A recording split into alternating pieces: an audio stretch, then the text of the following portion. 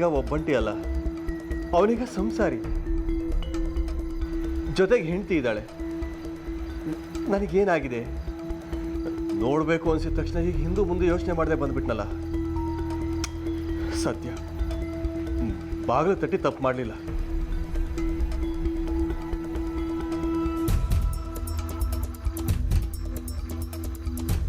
ಬೇಗ ಬೆಳಗಾಗಲಿ. ಯಾಕೋ ನಿನ್ನ ತುಂಬ ನೋಡಬೇಕು ಅನಿಸ್ತಿದೆ ಭುವನ್.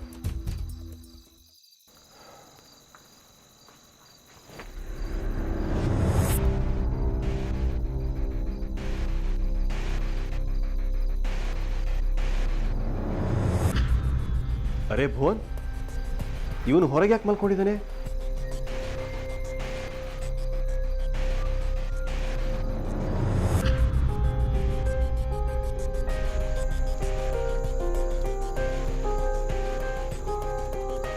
ಭುವನ್,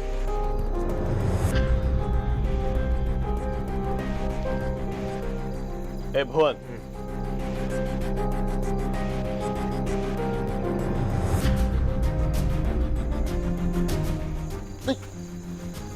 ದನಗಳೇ, ನೀವೇನಿಲ್ಲಿ? ಅದು ಇಷ್ಟೊತ್ತಲ್ಲಿ ಏನಾದರೂ ಕೆಲಸ ಆಗಬೇಕಾಗಿತ್ತಾ? ಅಥವಾ ಪಟೇಲನ ಕಡೆಯವರೇನಾದರೂ? ಹಾಗೇನಿಲ್ಲ ಭುವನ್, ಅದು ನಿನ್ನ ನೋಡಬೇಕು ಅನ್ನಿಸ್ತು, ಹಾಗಾಗಿ ಬಂದೆ ಅಷ್ಟೆ. ಅದು ಸರಿ, ನೀನೇನು ಇಲ್ಲಿ ಮಲ್ಕೊಂಡಿದ್ಯಾ? ಅದು ಅದು ಒಳಗಡೆ ಸೊಳ್ಳೆ, ಅದಕ್ಕೆ. ಅಲ್ಲಲ್ಲ, ಒಳಗಡೆ ಶೆಕೆ ಶೆಕೆ, ಅದಕ್ಕೋಸ್ಕರ ಇಲ್ಲಿ ಆಚೆ ಬಂದು ಮಲ್ಕೊಂಡಿದ್ದೆ. ಅದು ಈಗ ತಾನೇ ಬಂದು ಮಲ್ಕೊಂಡೆ, ಜಸ್ಟ್ ಈಗ.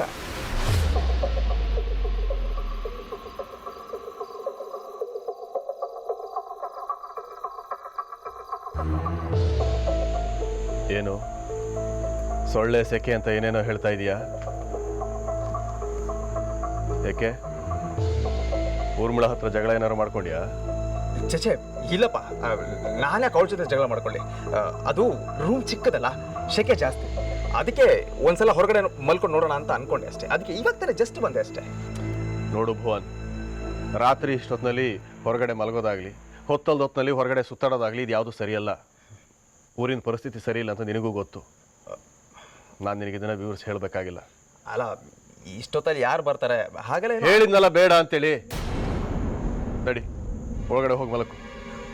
ಈ ರೂಮ್ ನಿನಗೆ ಚಿಕ್ಕದಾಗಿದ್ರೆ ಬೇರೆ ವ್ಯವಸ್ಥೆ ಮಾಡೋಣ ಅಂತ ಅದಕ್ಕೆ. ನಡಿ ಅಂದೆ. ಅಲ್ಲ, ಅದು ದಣಿಗಳೇ. ಭುವನ್,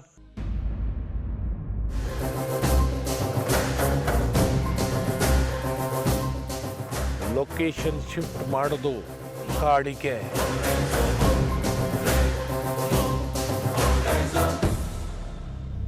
ಕಾಡಿಗ? ಹೌದು, ವನಭೋಜನ. ಯಜಮಾನ್ರಿ, ವನಭೋಜನ ಅಂದ್ರೆ? ಏಯ್, ಕಾಡಲ್ಲಿ ಹೋಗಿ ಕಳ್ಳು ಬಟ್ಟಿ ಕಾಯಿಸೋದು. ಏಯ್, ನಿನಗೆ ಯಾಕೋ ತಲೆ ಹರಟೆ? ಇಬ್ರು ಮಾತಾಡೋವಾಗ ಮಧ್ಯ ಬಾಯಿ ಹಾಕಬಾರ್ದು. ನಿನ್ನೆ ಬಂತಲ್ಲಮ್ಮ ನ್ಯೂಸು, ಶಂಕರಣ್ಣನ ಇಡೀ ಕುಟುಂಬ ವನಭೋಜನ ಮಾಡ್ತಾ ಇದ್ದಾರಂತ. ಅವರಿಗೆ ಪರ್ಮನೆಂಟ್ ಆಗಿ ವನವಾಸ ಆಗೋ ಹಾಗೆ ಮಾಡಬೇಕು. ಇದಕ್ಕಿಂತ ಒಳ್ಳೆ ಅವಕಾಶ ಸಿಗೋದಿಲ್ಲ ರಾಜು ಸಾವಿನ ವಿಷಯ ಬಾಯಿ ಬಿಡಿಸೋದಕ್ಕೆ. ನೀವ್ ಹೇಳೋದೇನೋ ಸರಿ ಇದೆ ದೊಡ್ಡಪ್ಪ, ಆದ್ರೆ ಆ ವನಭೋಜನದಲ್ಲಿ ಹೋಗಿ ನಾವೇನ್ ಮಾಡಕ್ಕಾಗುತ್ತೆ? ಅಲ್ಲಿ ಅಷ್ಟೊಂದು ಜನ ಸೇರಿರ್ತಾರೆ. ಅದು ಅಲ್ಲದೆ ಊರ್ ಜನರೆಲ್ಲ ಶಂಕರಣ್ಣನ ಮನೆಯವ್ರ ಜೊತೆ ಹೋಗ್ತಿದ್ದಾರೆ ಅಂತ ಸುದ್ದಿ ಇದೆ. ನೀನು ಹೇಳೋದು ಕರೆಕ್ಟ್ ಆಗಿದೆ ಸುಖಿ, ಎಲ್ಲ ಇರಬೇಕು. ಆದರೆ ಇದನ್ನ ಯಾರು ಮಾಡಿದ್ದು ಅಂತ ಯಾರಿಗೂ ಗೊತ್ತಾಗಬಾರ್ದು. ಹೊರಗಡೆ ಎಲ್ಲ ಬಿರುಬಿಸಿಲೆ, ಆದರೆ ಕಾಡೊಳಗೆ ಕತ್ಲೇನೆ. ಯಾರು ಬಂದರು, ಏನು ಮಾಡಿದ್ರು ಅಂತ ಒಬ್ರಿಗೂ ದಿಕ್ಕು ದಿಶೆನೂ ಗೊತ್ತಾಗಬಾರ್ದು. ಅರ್ಥ ಆಗ್ಲಿಲ್ಲ. ಅರ್ಥ ಆಗೋ ಹಾಗೆ ಹೇಳ್ತೀನಿ.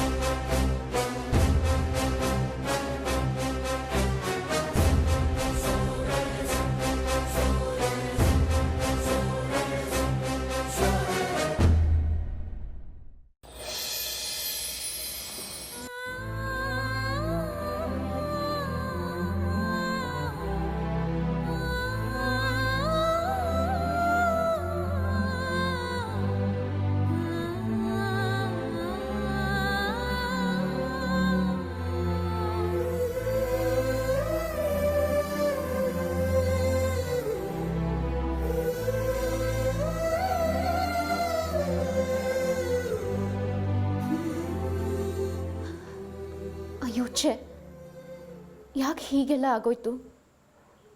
ತಾನು ಪರಿಶುದ್ಧ ಅಂತ ಪ್ರೂವ್ ಮಾಡೋಕ್ಕೆ ಭುವನ್ ಹೀಗೆಲ್ಲ ಕಷ್ಟ ಅನುಭವಿಸ್ಬೇಕಾ? ಭುವನ್, ನನ್ನ ಕ್ಷಮಿಸಿ ಪ್ಲೀಸ್. ಹೀಗೆ ನಿಮ್ಮನ್ನು ಹೊರಗೆ ಮಲ್ಗೋ ಥರ ಮಾಡಿಬಿಟ್ಟೆ. ಪಾಪ ನೀವು. ನಿಮಗೆ ಬರೋ ಎಲ್ಲ ಕಷ್ಟಕ್ಕೂ ನಾನೇ ಕಾರಣ ಆಗ್ತಿದ್ದೀನಿ. ನನ್ನನ್ನು ಕಟ್ಕೊಂಡು ನಿಮಗೆ ಯಾವ ಥರದ ಸುಖನೂ ಇಲ್ಲ.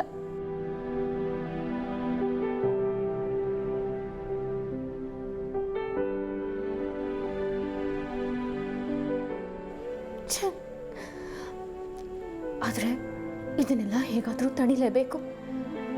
ಇನ್ನು ನಿಮಗೆ ಕಷ್ಟ ಬರಬಾರ್ದು. ಏನು ಮಾಡಲಿ? ಅಪ್ಪಾಜಿಗೆ ಅವರ ಮತ್ತು ನಿಮ್ಮ ಮಧ್ಯೆ ಇರೋ ಸಂಬಂಧದ ಬಗ್ಗೆ ತಿಳಿಸೋ ಟೈಮ್ ಬಂದಿದೆ. ಈಗ ಬೇಡ. ವನಭೋಜನದ ದಿನ ಇದೆಲ್ಲ ರಗಳೆಗಳಿಗೆ ಕೊನೆ ಬಿಂದು ಇಡಬೇಕು. ಈ ವಿಷಯ ಅಪ್ಪಾಜಿಗೆ ತಿಳಿಸಿದ್ರೆ ಸಾಕು. ಅವರು ದೊಡ್ಡವರು. ಭುವನ್ಗೆ ತಂದೆ ಮೇಲಿರೋ ಸಿಟ್ಟು ಅವರಿಗೆ ಗೊತ್ತು. ಅವರನ್ನು ಹೇಗೆ ತಮ್ಮ ಪ್ರೀತಿಯಿಂದ ತಣ್ಣಗೆ ಮಾಡಬೇಕು ಅಂತ ಅಪ್ಪಾಜಿಗೆ ಗೊತ್ತಾಗತ್ತೆ. ಅದೇ ಸರಿ. ಅವರಿಗೆ ಈ ವಿಷಯ ತಿಳಿಸ್ತೀನಿ ವನಭೋಜನದ ದಿನ. ದೇವ್ರೆ, ನನ್ನ ಜೊತೆಗೆ ನೀನಿರೋ.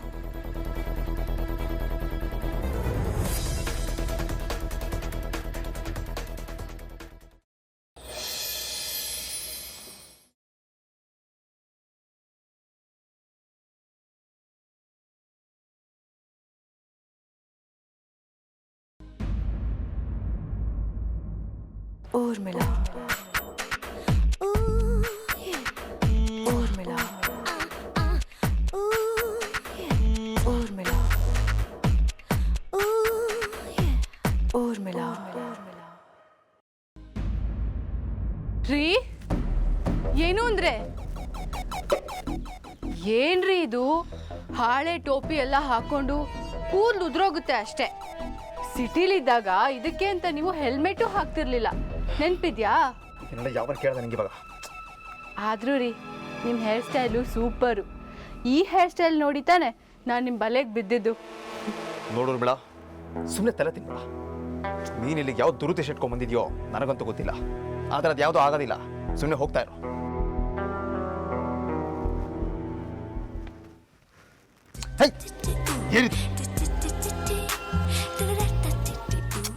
ತಲೆ ಮಸಾಜ್ ರೀ. ಇಷ್ಟು ಚೆನ್ನಾಗಿರೋ ಕೂದಲನ್ನ ಈ ಥರ ಸುಡೋ ಬಿಸಿಲಲ್ಲಿ ಕೆಲಸ ಮಾಡಿ ಉದುರಿಸ್ಕೊಳ್ಳೋದು ನನಗಂತೂ ಸ್ವಲ್ಪನೂ ಇಷ್ಟ ಇಲ್ಲಪ್ಪ. ಅಲ್ಲ, ನೀವು ಸಿಟಿಲಿ ಇರಬೇಕಾದ್ರೆ ಒಂದು ಸ್ವಲ್ಪ ಹೇರ್ ಕಟ್ ಮಾಡಿಸ್ಕೊಂಬಂದ್ರು ನಾನು ಎಷ್ಟು ಮುನಿಸ್ಕೋತಾ ಇದ್ದೆ, ನೆನಪಿದ್ಯಾ? ಆವಾಗಲೇ ತಾನೇ ನೀವು ನನಗೆ ಪ್ರಾಮಿಸ್ ಮಾಡಿದ್ದು ಇನ್ನು ಮುಂದೆ ಶಾರ್ಟ್ ಹೇರ್ ಕಟ್ ಮಾಡಿಸ್ಕೊಳಲ್ಲ ಚಿನ್ನ ಅಂತ.